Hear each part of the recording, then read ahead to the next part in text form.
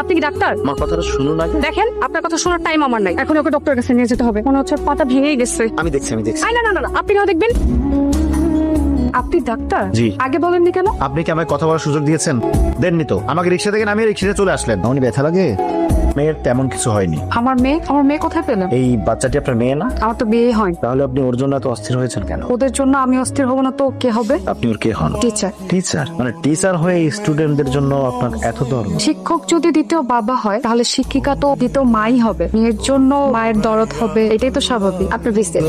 আমি ভিজিট নেই না। এত টাকা খরচ করে এত পরিশ্রম করে ডক্টর হলেন, আসলে আপনাকে ভিজিট না দেওয়াটা অন্যায় হবে। প্লিজ। সরি, আপনার ভিজিট নিতে পারছি না। আর সরকার তো আমাকে বেতন দেয়, আলহামদুলিল্লাহ সেই বেতনে আমার ভালোভাবেই চলে যায়। মায়ের কথা একটু দাম দিবি নাকি?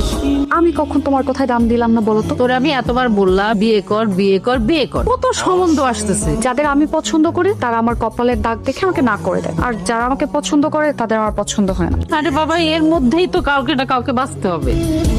শোনো মা, সারা জীবন একটা অপছন্দের মানুষের সাথে থাকার চেয়ে সারা জীবন একা থাকা ভালো।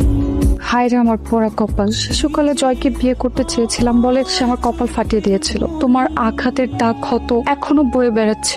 আমি এখনো তোমাকে বিয়ে করতে চাই। আসসালামু আলাইকুম। আপনি হঠাৎ আমাদের গ্রামে? রোগী দেখতে আসছিলাম। শুক্রবার আপনি রোগী দেখেন? ডাক্তারের ধর্মই তো রোগী দেখা। ওই যে ওইটা আমাদের বাড়ি। আসুন না, একটু চা খেয়ে যাবেন। আজ না, চেম্বারে মনে হয় রোগী অপেক্ষা করছে, আরেকদিন আসবো। আবার কবে না কবে আসেন। আসুন না প্লিজ, মায়ের হাতে একটু চা খেয়ে যাবেন আর তার সাথে একটু পরিচয় হয়ে নেবেন। আমি আসছি। সরি, আজকে যেতে পারছি না মিস। রাহেলা আসতে পারি? পেশেন্ট কোথায়? কেন, পেশেন্ট ছাড়া আসা যায় না বুঝি? আসা যাবে না কেন? কিন্তু আপনি সব সময় তো আপনার স্টুডেন্ট না হলে কোনো অসহায় মানুষকে নিয়ে আসেন, একা তো কখনোই আসেন না। ছোট থেকেই খুব ইচ্ছা ছিল ডক্টর হব। হতে পারে তো কি হয়েছে, অসুস্থ মানুষের সেবা তো করা যায়। আপনি কথাগুলো কিন্তু ভালো বলেছেন। এক ঘরে করে দেবে জেনেও আপনি আমাকে নিয়ে যাচ্ছেন। ঝামেলা হবে জানার পরেও আপনি আমাকে নিয়ে যাচ্ছেন। সমস্যা নেই, আমার ধাত্রীবিদের উপর প্রাইমারি ট্রেনিং নিয়ে আছে। আপনি শুধু আমার পাশে থাকবেন আর আমার সাহস জোগাবেন। আমি 30টার উপরে ডেলিভারি সাকসেস করিয়েছি, কিন্তু এই বিষয়টা একটু জটিল। ক্লিনিকে নেওয়া দরকার ছিল, কিন্তু তার হাজবেন্ড একটু হুজুর তো, তাই সবকিছু আল্লাহর উপর ছেড়ে দিয়ে তসবি চড়ছে। আমরাও সবকিছু আল্লাহর উপর ছেড়ে দেই, কিন্তু ছেড়ে দিয়ে তো বসে থাকি না, তার উপর ভরসা করে কাজে লেগে যায়। আসসালামু আলাইকুম চেয়ারম্যান সাহেব, ভালো আছেন তো? আরে ভালো থাকি কেমনে? তোমাকে বিচার করতে করতে তো আমার জীবনটা শেষ। আরে আপনার কাজই তো বিচার করা। তোমরা কি লেগে আইছো? আমরা তো একদম পথে বসে গেলাম।